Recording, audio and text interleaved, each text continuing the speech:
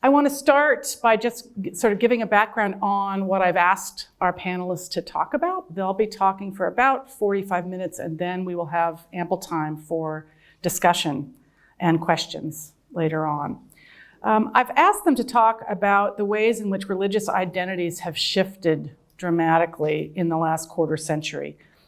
We know that this is true. We know from some of the surveys that things are happening out there. The question is, how are they shifting and in what ways? Is religion dying? And there are dire reports, some news reports that say somehow people are, there are more nuns, N-O-N-E-S, people are less religious than they used to be. Or another alternative interpretation is that people are just finding other ways of expressing the same kinds of needs for affiliation and meaning in different forms. And I think here of a UVA grad, Lauren Jackson, who now writes for the New York Times and has a whole column on belonging in the 21st century. You might take a look at some of her articles in that regard. But what do people really mean when they talk about being spiritual but not religious, for example? What is that saying about either religious affiliation or what spirituality means? Religious, but if they say they're religious but not affiliated with any traditional communities or institutions, what does that mean? And what are some of the generational and technological changes that can account for this? So those are the kinds of questions I've asked them each from their own perspectives to spend some time helping us think about. My only other task here, other than keeping our Q&A in order when the time comes, is to introduce our panelists. So I'm going to go in alphabetical order. But then we will move, I think, from your right to left as we go. Rosemary Avance in the middle here is a community scholar whose research and teaching aim to improve information access for vulnerable populations. Her research expertise is interdisciplinary, focusing on the interplay between social dynamics, communication technologies, and identity formation. By employing a range of qualitative and quantitative methods, such as historical analysis, surveys, interviews, case studies, and thematic analysis, her research sheds light on the evolving nature of societal structures, the challenges faced by traditional institutions, and the potential for innovative modes of influence, communication, and expression. She has a new book out, which I guess I'm supposed to be holding it up at this point, but do you have a copy to hold up? Excellent. Her recent book is called Mediated Mormons, Shifting Religious Identities in the Digital Age. And it just appeared in February, I think, of 2025. In it, she uses the Church of Jesus Christ of Latter-day Saints as a case study to examine how individuals navigate change in a strictly bounded system, given the challenges posed to traditional authority systems by the open text of the internet. She was the 2012-2013 Mormon Studies Fellow at the University of Utah's Tanner Humanities Center, and she earned a PhD in Communication Studies from the University of Pennsylvania in 2015. She is currently an assistant professor of strategic communication at Oklahoma State University and a proud native of Tulsa, right? So welcome, Rosemary. Matthew Hedstrom, just to my immediate left, is an associate professor of religious studies and American studies here at UVA. He specializes in religion and culture in the late 19th and 20th centuries. He holds a degree from Haverford College and a PhD in American studies from the University of Texas at Austin. His central interests probe the intersections of American modernity and Protestant and post-Protestant religious modernity in the United States. And you can explain to us what post-Protestant means. Yeah. I will, actually. His first book, The Rise of Liberal Religion, Book Culture and American Spirituality in the 20th Century, came out from Oxford University Press in 2012. And in it, he employs novel sources in book history to tell the surprising story of religious liberalism's cultural ascendancy in the 20th century. The religious middlebrow culture of mid-century, he argues, brought psychological, mystical, and cosmopolitan forms of spirituality to broad swaths of the American middle class. This book was awarded the 2013 Brewer Prize from the American Society for Church History. Professor Hedstrom is now researching and writing a book called The Religion of Humanity, Faith, Politics, and the United Nations. Here at UVA, he teaches one of the most popular courses in our department called Spiritual but Not Religious Spirituality in America. Last but not least, you will hear again from Dr. Jana Riess, who is a historian, editor, and senior columnist for Religion News Service. She holds degrees in religion from Wellesley College, Princeton Theological Seminary, and a PhD in American Religious History from Columbia University. Her many books, and I got to say these last night, I just love the titles so much, we're going to hear them again. Her many books include The Prayer Wheel, Flunking Sainthood, What Would Buffy Do?, Mormonism for Dummies, and The Writer's Market Guide to Getting Published. Her written works have primarily focused on the intersections of American religion with popular culture, ethics, and society. Her most recent book, The Ex-Mormons, How Millennials Are Changing the LDS Church, discusses the faith practices and institutional distrust of millennial Mormons. And she is currently writing a follow-up book based on her research with Benjamin Knoll about the Mormon faith crisis and changing understandings of belonging among Latter-day Saints. Without further ado, I think we will then move to Jana. Good morning, and thanks so much for the invitation to be part of this panel. It's really an honor to be here at UVA as a guest of your Mormon Studies program. I'd like to focus these opening comments briefly on the role of the Internet in helping people navigate their faith transitions, which is the topic of Chapter 3 of the Leaving Mormonism book that Ben and I turned in this week. I want to say in particular that Rosemary's book, Mediated Mormons, was particularly helpful in writing that chapter, and I recommend that book to you if you're interested in how LDS belief and belonging are defined and redefined in the Internet age. Rosemary's work examines how profoundly the Internet has transformed individual Latter-day Saints' experience of being Mormon, as well as how the Church shapes its messaging to members and to the outside world. She notes that although the Church was for years able to, quote, maintain a broadcast model in an age of fragmentation and personalized media choice, unquote, those days are over. She writes, today, the open text of Web 2.0 allows social media dialogue and user-generated content, which both threatens institutional control and creates openings for new negotiations of what it means to be Mormon. Today, everything is open, and if it's not, people complain vociferously about that lack of transparency. Everyone can become a content creator, and the Internet has flattened the power of many traditional authorities, including religious ones. In this, the LDS tradition is not alone. Sociologist Paul McClure's research has quantified that increased Internet usage is negatively correlated with religious affiliation. He found that for each unit of increase in time spent on the Internet, the odds of being religiously affiliated decrease by 29%.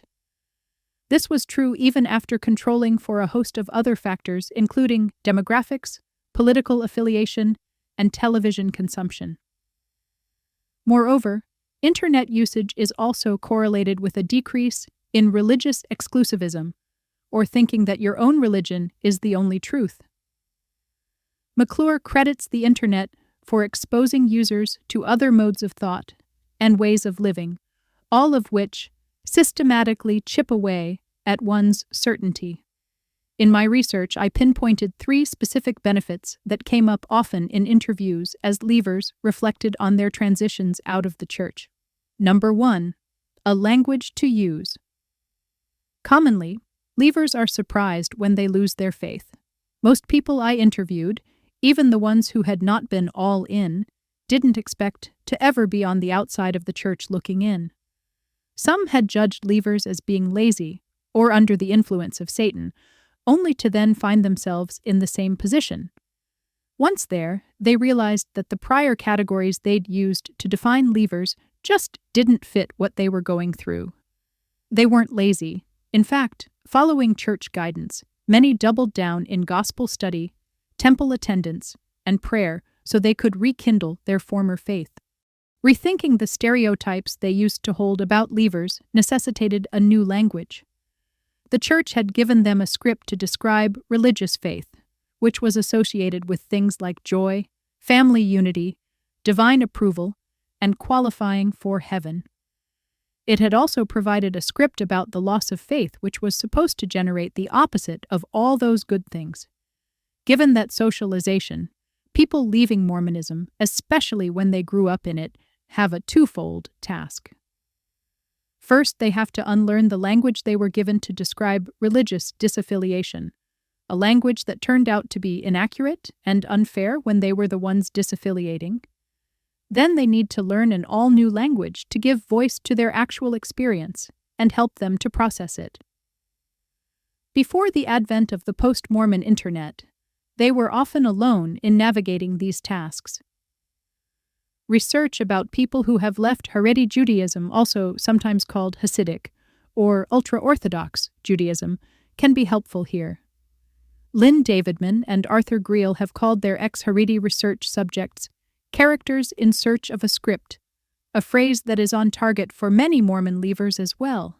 Because Hasidism is a totalizing religion that determines followers' primary language, family lives, educational opportunities, and interactions with the outside world, those who leave it are even more at a loss than those who leave Mormonism. But the core dislocation sounds similar because there is no institutional assistance in unwinding what has long been wound. It is a reverse conversion, but without all of the community support that converts receive when they join a new religion. Davidman and Greel note that the most painful period was when their research subjects had a foot in both worlds, seeing the problems with Haredi Judaism, but not yet fully able to leave it. The same was true for my interviewees. Those initial months were sometimes bewildering, and people had a hard time even describing the confusion they felt. My ex-LDS subjects had something the Haredi community did not, however: lifelong access to popular culture as a means of capturing the monumental change occurring in their lives. For example, Jessica, 33, drew from an animated movie to help me understand the ups and downs she experienced while leaving the church. I've used one of the default female millennial voices for Jessica, playing around with my 11 Labs membership, so you can hear her words in something sort of like her voice. The image that's coming into my head is from the movie Tangled, when she leaves her tower for the first time. She feels free, but she also feels afraid, like she should go back to her tower and the restraint she had. I would have these moments where I felt like the path was wonderful and wide open, and I could choose whatever I wanted. And then there were other moments where I felt this huge sense of loss of direction, not just for this life, but also for the afterlife, and also the loss of community. This was 30 years of my life when the church was among the top 3 most important things in my life. My friendships, my marriage, everything came directly from that. This is an example of how popular culture provided leavers and liminals with fresh language and storytelling to help them understand their faith transitions. So too have the podcasts and various groups that have proliferated online. For a full year, I attended a weekly online support group as an embedded researcher to observe how participants understood and verbalized their changing lives. A faith crisis could be recast as a faith expansion, and a movement away from the groupthink of the church understood as a necessary kind of differentiation. If the old script from the church was that doubt was dangerous, the new one in online spaces is that doubt is a standard part of adult development, a feature, not a bug. This brings us to number 2, the normalization of doubt as a predictable stage of faith. I'm not going to spend much time on this one except to say how deeply influential the book Stages of Faith has been for many counselors and therapists in the post-Mormon online world, and through them, for thousands of Mormons undergoing a faith crisis or transition. In a nutshell, Fowler taught that there are predictable stages of human faith development, all of which build upon one another. We begin in a childlike state of obedience for our own safety, looking to religious leaders to help us distinguish right from wrong, pure from impure. Fowler categorized people who remained deferential to authority as being in stage 3, an adolescent period of synthetic or conventional faith, and noted that some adults never progressed beyond this stage to the subsequent stages of doubt, acceptance, integration, and universalism. The tension here is that this is precisely the stage that church leaders encourage for members who are instructed to follow, obey, and trust that the leaders are speaking directly to and for God. As a researcher, I am fascinated by the way that Fowler's stages of faith have been embraced and adapted by so many in the post-Mormon and questioning Mormon world. It's logical to imagine that former Mormons, many of whom were raised in a tradition that delineated, for example, 3 levels of heaven and 4 principles and ordinances of the gospel, might well appreciate the "you are here" nature of Fowler's stages of faith. These are people who prefer to navigate life armed with a roadmap. For individuals raised in a dogmatic religion that professes to know the answers to all of life's biggest, and often even its trivial, questions, a roadmap like Fowler's can feel like a godsend, a new canon to cling to. Fowler's map teaches that the critical thinking stage that Orthodox Church members may misinterpret as a deviation from the correct path is actually a step on the correct path. The carefully outlined rubric of the stages of faith promises doubters that exercising their agency is a necessary component of full adult development, even when doing so means losing faith in the institutional church. That's a good segue to my third and final point about what the internet has offered to LDS doubters and leavers, which is replacement community. This is something I came to understand better through my oral history interviews and by attending the weekly support group. And I want to emphasize that I was not as embedded in the support group as I could have been. In addition to our 90-minute Zoom meetings each Wednesday, the participants came to know one another well through their daily Marco Polo group text and a private Facebook group they used to keep in touch. I figured they deserved to have private arenas in which to discuss their lives without a researcher eavesdropping, so I declined to be part of the Marco Polo or the Facebook page. But even in the weekly support group, I could observe participants' growing ease and confidence over the course of the year. I also saw how their own grief about their relationship with the church was re-triggered in March, when the leaders of the support group were pushed toward resigning their church membership because their stake president was convening a disciplinary council to excommunicate them. Members of the online support group suspended the usual curriculum that week to simply be there for one another, as some encountered renewed grief about their own roles in and out of the church. Mutual encouragement was also evident in a later session, when the assignment asked group members to share which parts of their faith they could reclaim, which they wished to jettison, and which they were still negotiating. During this exercise, one woman in the group discussed her choices, and then another commented on how much stronger the first woman seemed now than when the group had begun months before. As she noticed that, I realized she was right.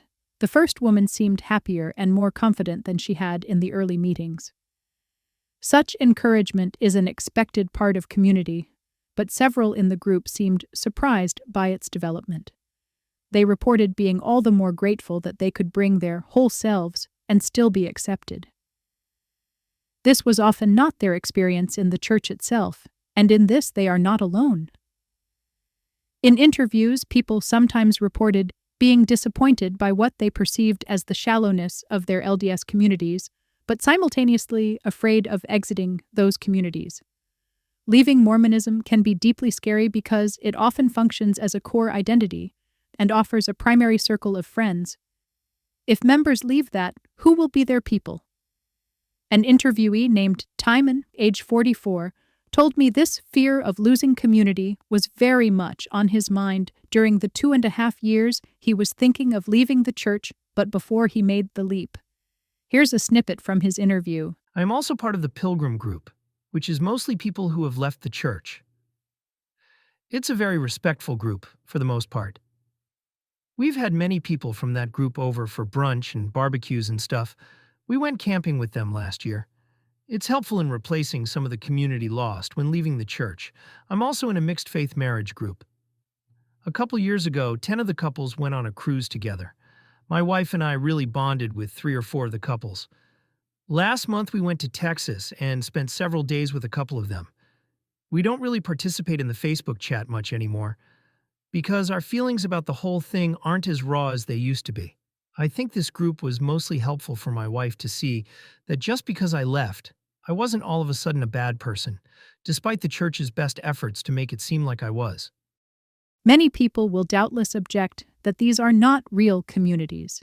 People come and go from them at will, often maintaining only a temporary connection. Yet many participants in the post-Mormon infrastructure have told me that their LDS wards that were supposed to be real only cared for them on the condition that they not speak up, voice doubts, question authority, or even dress how they wanted to. But among fellow leavers and liminals, they do not have to hide what they think or who they are. So who is to say what is a real community? The vitality of the post-Mormon internet suggests that the institutional church is not the only way to find and enjoy sustained Mormon community life. Thank you.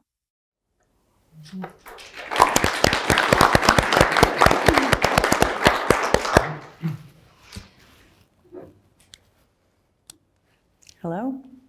Thank you so much for inviting me to be here. That was really interesting, and you and I share an interest in former Mormons and the act of leaving and what goes into that choice. Thanks for the shout out for my book. That was fun. I was thinking about this panel, the description of the panel that Laurie shared. It starts by saying so much has changed in the last quarter century, and at first I was insulted that it's a quarter century since the year 2000, because a century is a really long time. So I don't know why it's a whole quarter. That's that fact that it feels like yesterday and also like ancient history to me personally is probably mostly because I'm getting older and that's how time works. But also I think it's a sign, kind of an index of the exponential growth and change that's happened in 25 years and how much things have continued to change for all of us in our lifetimes. When you think about religion, and one of the questions that Laurie also posed in that description is religion as we once knew it dying in the US? That's a really compelling question. And I think it's hard to answer, but when you think about whether religion as we have known it is dying or dead and in what ways it has changed, I'm a cultural historian of media technology and how it impacts society. So of course my first thought is, how have the technologies through which we experience religion and how we shape religion and how we extend our religious culture and beliefs around the world through communication, how have those technologies changed? And that to me is what I'm most interested in, both as sort of explaining variable and also as sort of a predictive variable, because those changes are occurring yet again. So first, I don't know necessarily that there is a thing called religion as we once knew it at all. That may or may not be changing. Instead, religion is a sort of living concept that we've constructed around sets of practices and institutions, but I don't think there's necessarily a specific golden age we can refer back to, although we have seen peaks and ebbs and flows in participation, in belief, in self-identities, and those things have sort of contracted and expanded with other broader cultural shifts. We can track those, and they're very interesting, but we can only track so far because we don't have great survey tools everywhere. We don't have international capabilities in some ways. We don't have historical data that tracks the same metrics we want to track today. So not only is it impossible to know if religion as we once knew it is dead, I think it might be the wrong question, and there are other questions we could ask, which is instead, if religion is a thing we do and we're not dead, as you see, then maybe we can talk about the ways in which religious expression has changed and continues to change, and what we might think of as the coming changes in religion in America and throughout the world. So think about art, for example. All cultural movements and manifestations are always in transition. Art history will teach you that about expression. Art produces and reproduces our culture, and it moves through eras and style and medium and political economy, emphases, and more. Religion is the same. I don't mean that religion is just art, or that it has nothing more to it that it offers, or that it has no more consequential power, although art is really powerful. Instead, I mean there is not a stable historical moment that was religion as we once knew it, or religion pure and simple, or like the religious time. It's always been a moving target, and studying it, whether you study history or you study the current moment, it will always be studying changes and movements. So religion as it was experienced and expressed is dead. So there's that. But it has always been dying and being reborn in every moment throughout history. So that's okay that it's dead. Just like the past is dead. But it's also living because we see the overlays of the history that we've lived up till now in every moment, and we will continue to see them. So sort of like the artistic painting over a painting that we continue practicing in our lives. So this new moment, religion is alive and well, and it is shifting to reflect broader changes in the world. And we see it in the changes happening more broadly in geophysical, political, social, economic, technological changes all throughout the world. So as history moves through epochs and periods of types of religious expression, we're moving through these bigger, broader changes simultaneously. I'm not going to chicken and egg it as far as which thing is leading to which thing and how things are working, but I will say there's a very strong case to look at how we can communicate as an indicator of what we will do with that power. And so when we have new technologies for communication, we communicate in different ways because we can. And then when we can, that changes the things we're doing with our communication and the power that it has. So my interest primarily, I wouldn't call myself a technological determinist. It's controversial to do where I come from. That's the idea that the technology determines your life and that you're constrained by that. However, I don't know, if you've got your phone on you right now, you might feel differently whether you're constrained by your technology. While the historical and cultural question of what factors cause the rise and fall of various forms of religions is super complex, and I don't want to minimize and say it's one thing. However, I'm going to. A 100-mile view of the history of religion illustrates the shifts in communication and how they map on to what we think of as religion in the past and religion in the present. Present, not president, although that would be a different discussion.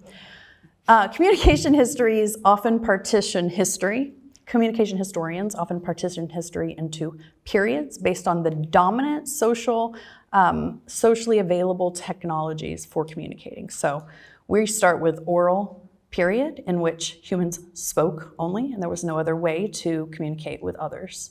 Then writing is invented and introduced, then print, then we have the electronic era, and then we have the internet era, and those are sort of the big periods. We have the prehistory period, which is prior to even orality, and really history is technically once you've got drawings and writings. So we're a lot of conjecture about that period.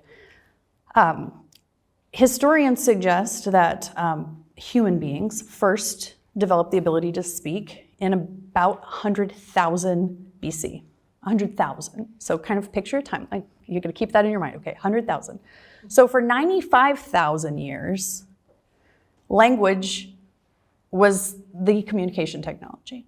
And of course, it probably started out like ugh, and then it ended up being like, poems, epic poems that you would repeat and pass down.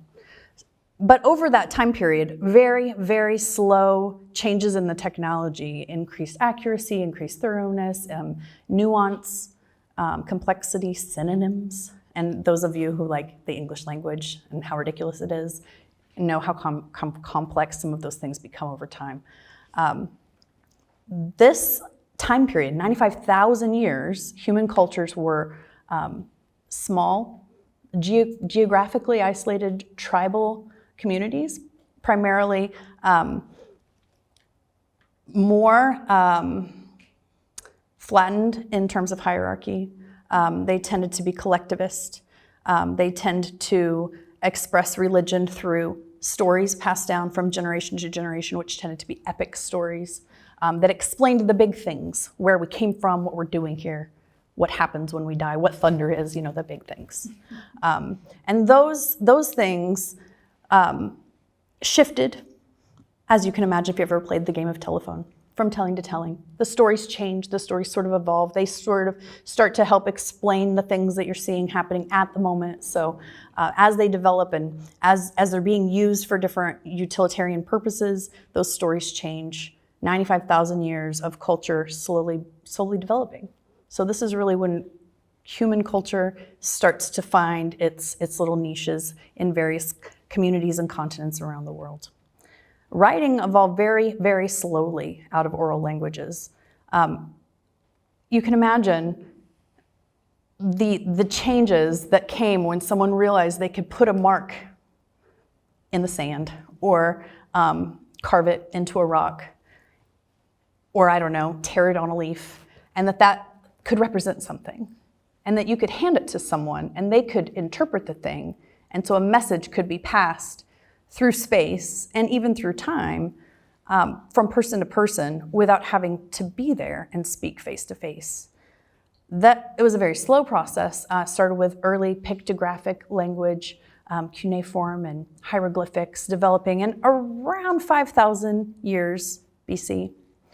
And every culture, every community had a different language they had developed by this point. So it's extremely slow process of each one developing a written form, and some never did. There are several Native American tribes that never developed a written language, and cultural preservationists today are working together with historians to try to do that in retrospect, in some cases with tribal communities that no longer have anyone that speaks the language, so it's very difficult, as you can imagine. But every culture had a different language, and every language was fairly unstandardized and fluid because you couldn't write it down. You couldn't make up all these grammar rules, right? I mean, you couldn't enforce them anyway. So it took thousands of years for writing systems to develop, and they only really developed in very detailed forms in societies that had close physical proximity and resources to sustain the community, and those became the powerful societies of the time. Once writing had diffused and became a teachable skill, it was a skill for the elite. And it shifted society from the tribal, largely egalitarian model of oral culture to these increasingly hierarchical societies where some people could talk, or everybody could talk mostly.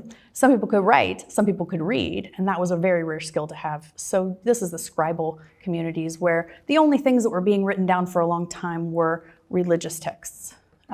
You had monks being trained in reading and writing, and they would sit in their dark caves. I don't know why they decided dark caves were the place, but they would sit in their dark caves with their small little light, and they would write every word and make it beautiful because it was the text, it was a holy text, and they would sit.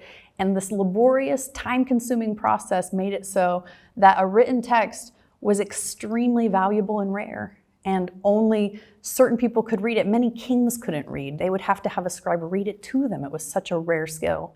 And imagine the hierarchy that you can establish when the laws and the words of God can only be read and accessed by very specific wealthy people. You can tell people anything you want, and they can't read it, and they can't go and check for themselves. This skill, writing, did not diffuse across culture until the print era. And even then, there's large swaths of the population of the world that still today are not able to read and write. It's not a skill that everyone has ever had. All of our technological skills have always been structured by power and access in every community. Okay, back to what I was saying before. In this period, of writing only, before there was the ability to reproduce writing through print. Communication across space and historical time is possible. I can hand you an advertisement that I have written up, and you can hang it in the square, and if someone can read it, they can see that there's an announcement from the king or something. Writing in this period emphasizes permanence. Of course it does. Think about it. You're now able to write down the 10 Commandments. So they aren't going to change because you've written them down. Now they're in written form. We can tell you these are what the 10 Commandments are. This is how they exist. This is the words that are the 10 Commandments. And if you change the words, it's no longer these 10 Commandments. Prior to this, there was not a way to standardize those things. So these complex systems of legal systems, religious systems, were only possible in a world in which you could standardize and make a record.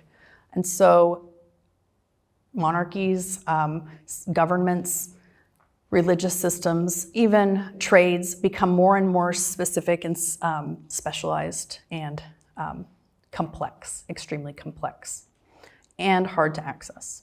This culture makes it possible to have complex governance, trade, and cultural expression, and large-scale warfare.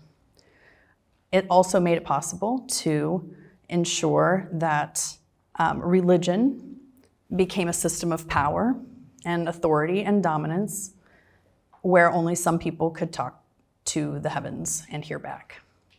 Also in this time, important to note, that even the language in which the holy text would be read to the masses was not a language they spoke. So you still have to listen to it in Latin, whether you speak Latin or not.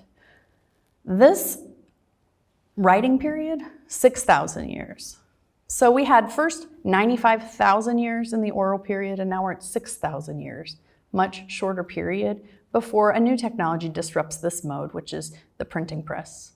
The printing press actually first develops in China, and that's about the 11th century. And then Johann Gutenberg famously introduces his press in 1436. Look. And now suddenly it's easier, still not easy. Movable type means a lot of work. You have to line up all the words before you print out one page, then line them all up again.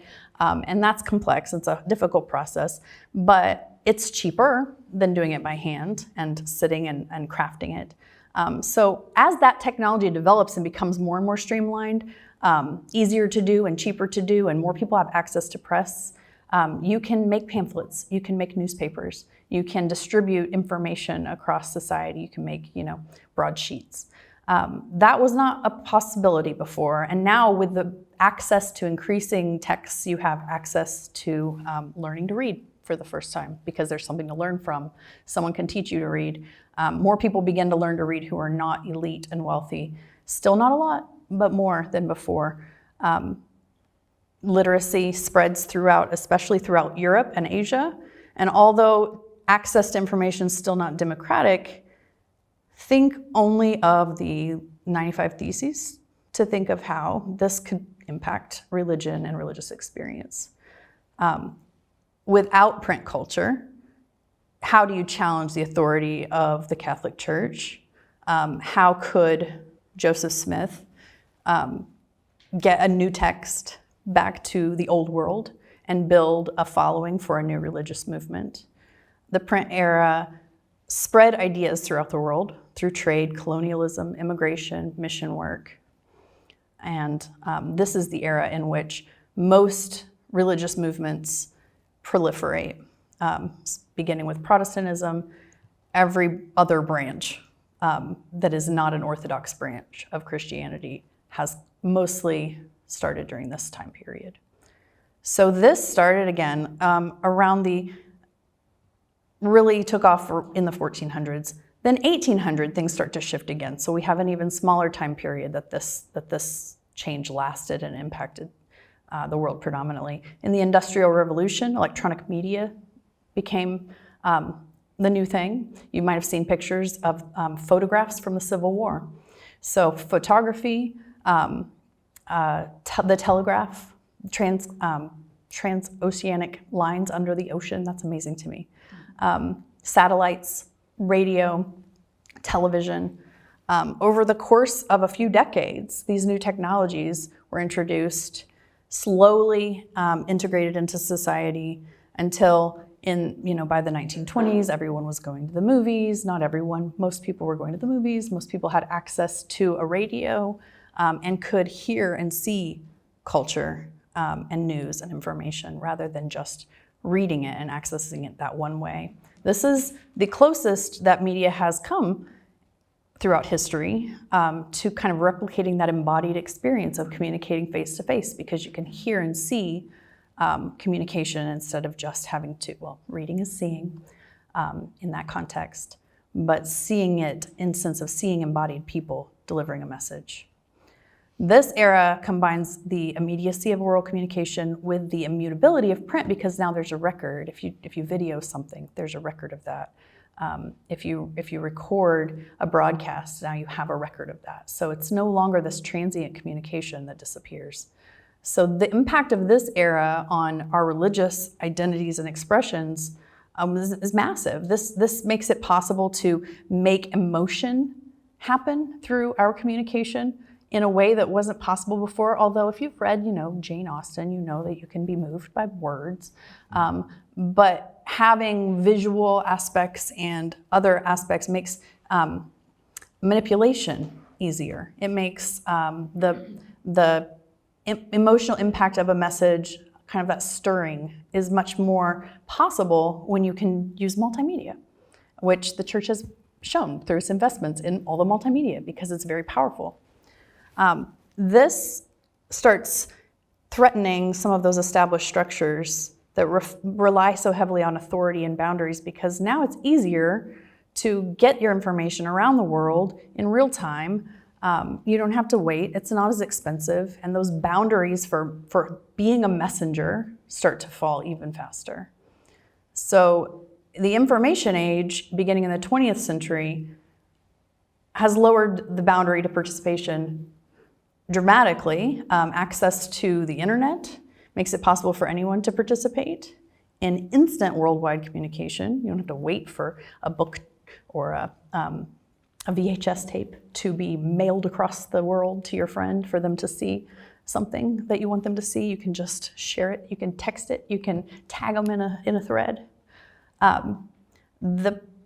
This also makes communication extremely ephemeral in some ways, but also permanent in other ways. They say the internet never forgets, but also how hard is it to find the things you need sometimes, because there's so much. And some things are instant or ephemeral in the sense that there isn't a record if it's deleted. If someone posts something and then changes it and you can't find the edit history, it makes communication less reliable in many ways and more reliable in other ways. And my book focuses on that moment. It's about the time period in 2012 and 2013 when the I'm a Mormon PR campaign, Mitt Romney's presidential candidacy, and the Book of Mormon musical brought a lot of public attention to the church.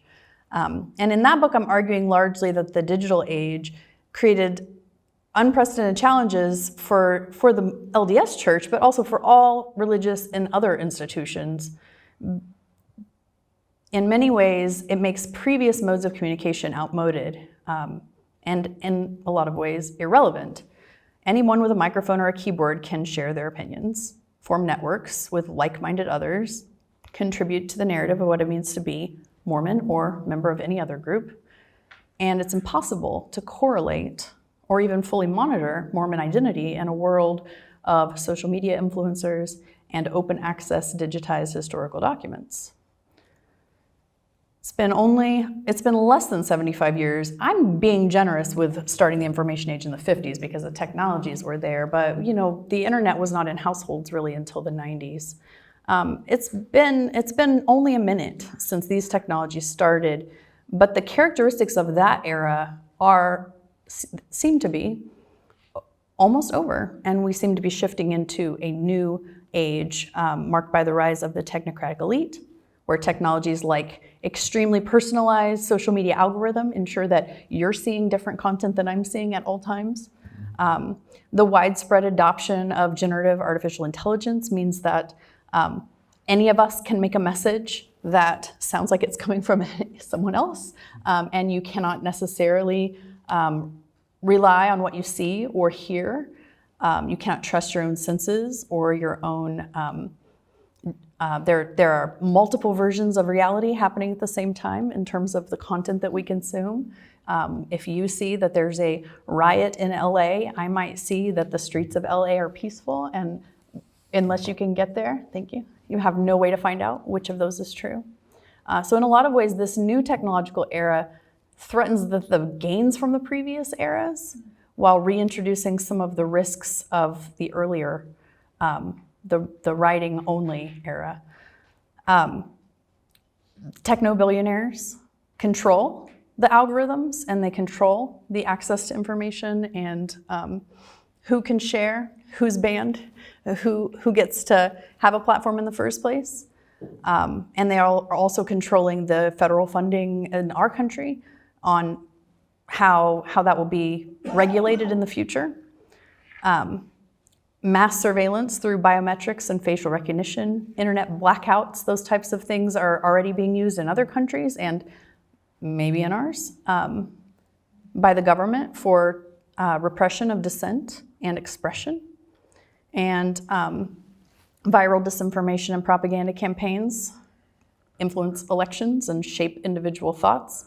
And we would be extremely remiss if we didn't consider what are the impacts of this technological communication shift on religious identity and expression, because the era that my book explores and the era we've been spending our time talking about seems to be over in terms of its cultural implications. We have entered a new era, and we don't want to admit it because it sucks. But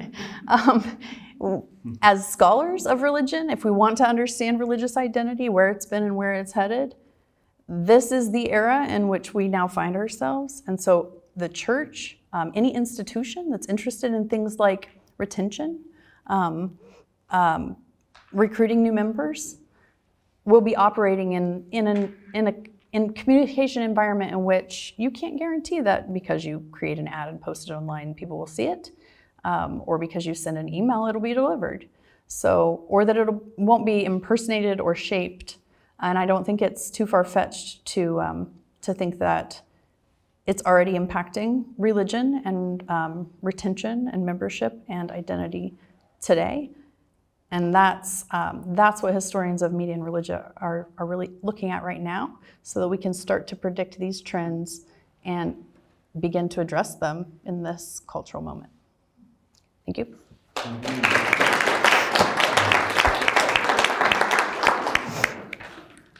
Hi, good morning, everyone. I'm Matt Hedstrom from here at UVA, and I'm delighted to be here with you all and in conversation with UVA Mormon Studies, and to get a chance to share a little bit about what I teach and to learn from all of you. So, as you heard, I teach a course every spring called Spiritual But Not Religious, or SBNR, a course about the roughly 1/4 of Americans who self-identify as spiritual but not religious.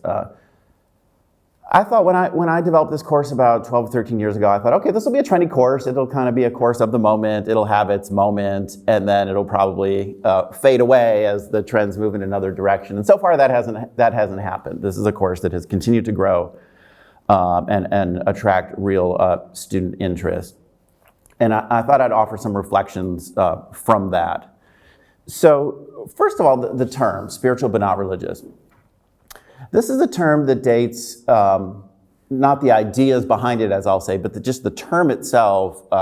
Scholars have found uses that go back to about the 1920s, using the Google Ngram tool, where you can search the sort of all kinds of print text for language. So there are scattered references that go back to the 1920s. But it's a term that really took off in common usage in the 1990s. And if you think about it, that makes a certain amount of sense. It's in the 1990s that we start to see a significant rise in religious disaffiliation, right? Sort of people leaving in bigger numbers, so okay, that makes sense. But colleagues who have studied this, and I'm pretty convinced by this, have identified something else in the 1990s that really led to why this term took off then. And that's online dating. If you think about it, it was just kind of a perfect descriptor for what you're trying to achieve in online dating, right? You kind of want to make yourself maximally appealing. And so if you say, check the box, right, and it's also a kind of checkbox thing. So if you check the box that says religious, people might think you're not going to be so much fun on a date, right? But if you check the box that says atheist or not religious, that carries some stigmas in American culture, and that also might come across as kind of judgmental, right? And so this is that sort of sweet spot in the middle and that's probably why it came into common usage to describe these sort of neither fish nor fowl kind of identities. That said, the terminology is fairly new, but I think that the dynamics that produced it are quite old. And sort of big picture here, I think in many ways that SB&R is the sort of long tail of the Protestant Reformation, that it's really rooted in the kind of religious logics of Protestant but not Catholic, right? Meaning this kind of criticism of corrupt institutions, of hierarchies, of empty rituals, you know. You got to really believe it in your heart. That's what matters, not just what somebody in fancy clothes does, right? This sort of idea of a priesthood of all believers, that direct, unmediated access to the divine. So I teach my course starting with the American transcendentalist Ralph Waldo Emerson in his Divinity School address, in which he talks about having to actually leave the church in order to find God. There's the first great moment of American religious disaffiliation, right? And he admonishes this graduating class to seek God without mediator or veil. He also says, acquaint thyself at first hand with deity. This is when I think the Protestant starts to become the post-Protestant, that phrase you heard earlier. In other words, the logics of Protestantism, that kind of Protestant but not Catholic sensibility, is now being turned back on itself, on Protestant religious institutions, and taking that next step that says, okay, if we want to truly be a priesthood of all believers and to seek God without mediator or veil, that means stepping outside of the institutions of the churches itself. Now, if you think about it, of course, this is deeply troubling on a social level and potentially very anarchic. And we saw the wars of religion that ravaged, Europe in the 17th century, and that were this kind of deeply traumatic cultural memory for Americans, right? Thinking like, if religion spills out of control in this way, it's very likely to lead to a lot of people killing each other. And so important guardrails were established to kind of keep these anarchic tendencies of the kind of Protestant religious logics in check. And in some ways, I think the sort of story of spiritual but not religious and religious disaffiliation is in some way the story of the slow erosion of these guardrails. Important guardrails such as religious establishments, right? Legally established official religions of societies, a high sense of the scriptures, and a high sense of the sacraments. In the US, of course, we tore down that first one rather ceremoniously, the religious establishments. We have the First Amendment. So at the federal level, we can have, Congress shall make no laws respecting the establishment of religion. But this took a little bit longer than most Americans, I think, remember.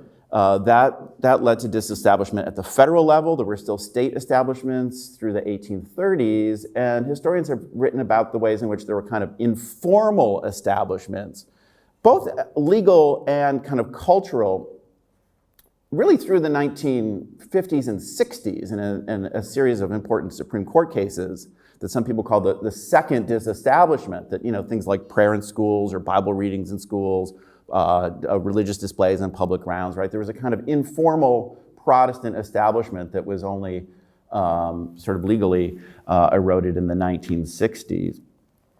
Protestants, of course, did a lot of work sort of decentering and dethroning the sacraments in important ways. They got rid of a whole bunch of them, and the ones that they kept, they kind of re-narrated, oftentimes as kind of not efficacious sort of on their own terms. They were merely symbolic, and what really mattered was kind of the transformation in one's heart rather than the work of the sacrament itself. This is one of the reasons why I think kind of low church Protestantism, especially evangelicalism, is really the kissing cousin of SB&R. It's sometimes I think about it as kind of like the photographic negative of spiritual but not religious, the other side of the coin. I say this to my students all the time. They always look at me like I'm crazy because they're like, how can you say that these most religious of people over here are the most like the people who are leaving religion over here? But I think if you understand the kind of logics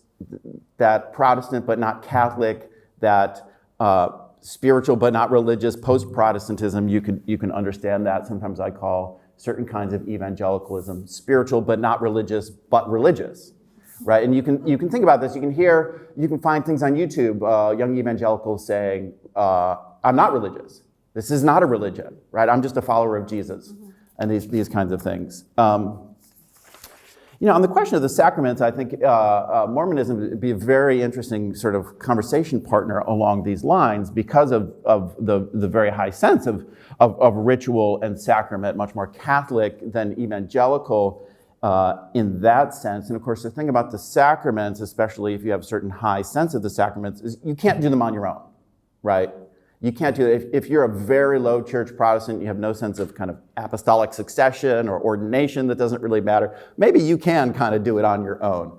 But for traditions that care about ordination and the kind of, in a way, almost material efficacy of the ritual itself, it's not something you can do on your own. And so, I think about that, but of course, the data doesn't show that Catholics are any more immune to religious disaffiliation. It hasn't created a kind of barrier to leaving, even though you can't administer the Eucharist at home by yourself. So does this create greater barriers to exit? Does it create a greater sense of loss upon exit if you have this certain sense of the sacraments? Couple other elements that I just kind of want to mention more briefly when I think about the sort of SB&R and where does it come from and what are some of the social, cultural dynamics behind it. I'll mention just real briefly here, consumerism, pluralism, and scandal.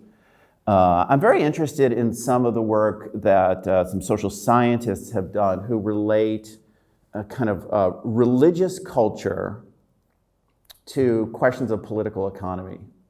So these are scholars who have tracked the shift in the US from what they call a producer economy to a consumer economy, right? The economy used to be rooted in making things, agriculture, industry, right? And economic activity was primarily you make things and you sell them. And that we have shifted over time to a very low percentage of Americans are actually involved in making things and selling things, and much more of our economy is driven by consumer spending.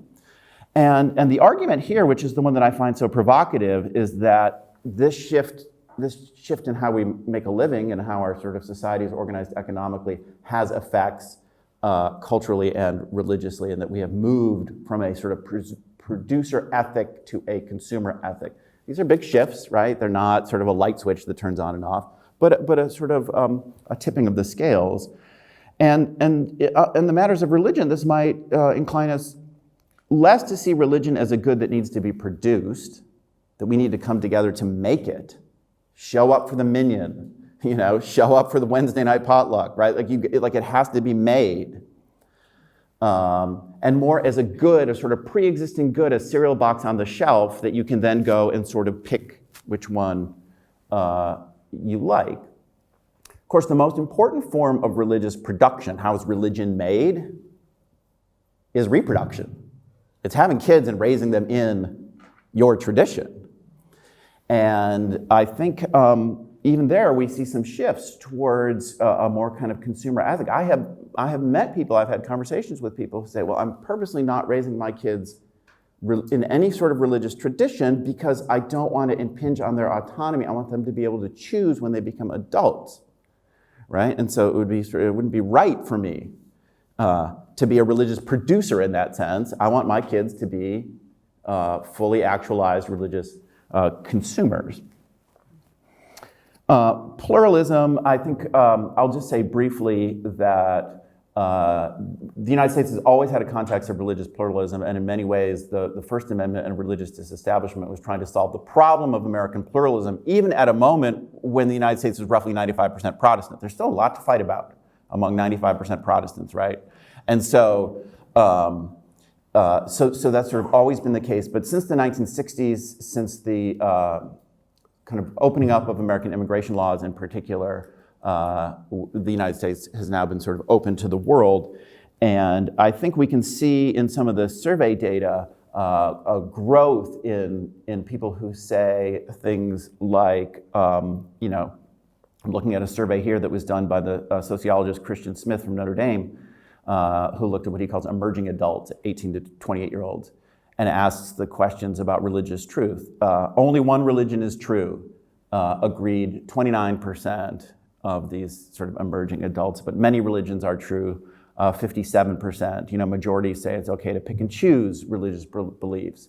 I think the sort of demographic diversification has led to a kind of greater cosmopolitan sensibilities. In other words, truth is multiple, truth may be found in multiple places, and these kinds of things. This might be part of the reason why we've seen an increase in the SBNR sort of checkbox, but also the other checkbox that I'm very interested on these surveys, which is nothing in particular, which certainly I think for many who check that box might be an indication of, I don't really care, I don't think about this very much, right? But it might be actually as well a very studied and thought out rejection of the phrase in particular. No, I am nothing in particular because I am many things, or I am more than one thing, right? So it's a rejection of the particularity rather than claiming of the status of sort of nothing.